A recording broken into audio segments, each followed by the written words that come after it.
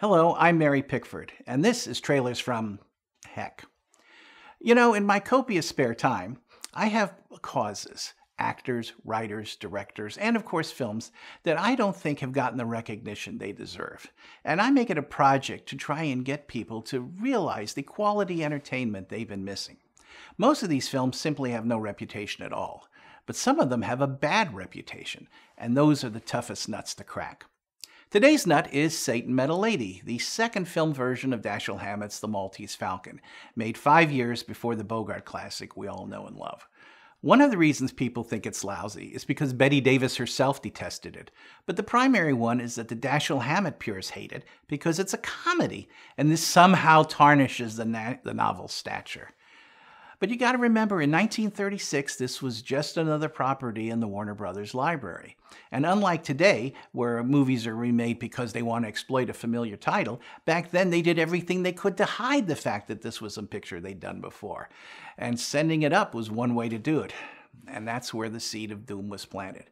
So now, I'm going to try and help rehabilitate it by showing you the trailer, which misrepresents the film on every conceivable level. No cooperation from anybody.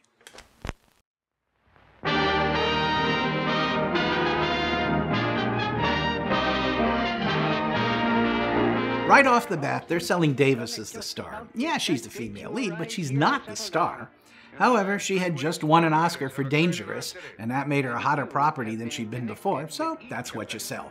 But she famously hated what she believed to be the B pictures Jack Warner continued to assign her to.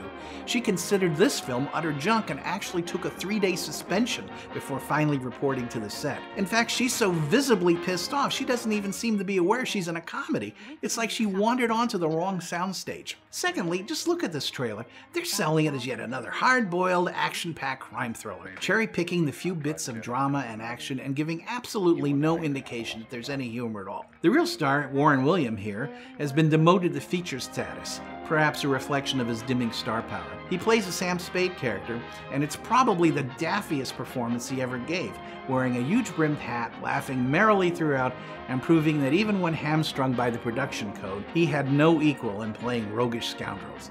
The fat man is now the fat lady, played by the irrepressible Alison Skipworth, right there, and popular fat boy Maynard Holmes took the gunso role, giving their relationship a Harold and Maude quality that's kinda creepy. And there's Arthur Treacher playing the Joel Cairo character. He's hilariously droll, as always. But the movie is stolen by 19-year-old Marie Wilson, whom you won't see here.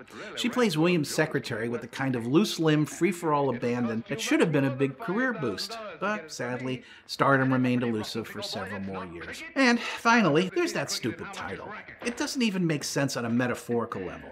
After all, isn't Davis the blonde Satan, as Hammett described the character? They do get around to mentioning him, and they misspell Dashiell in the process, using only one L. You'll see that coming up. Obviously because they wanted to ride the coattails of the Thin Man, which ironically made no attempt to hide its comedic tone. But some lessons don't get learned very easily. Now, fortunately, several years ago, UCLA Film and Television Archive preserved the film, and at its premiere screening, the audience thoroughly enjoyed it. A pretty good sign that its reputation as a turkey is unfounded. It turns up on TCM now and then, and it's available on DVD, so please, give it a spin. I really think you'll enjoy the heck out of it, despite what Bette Davis said.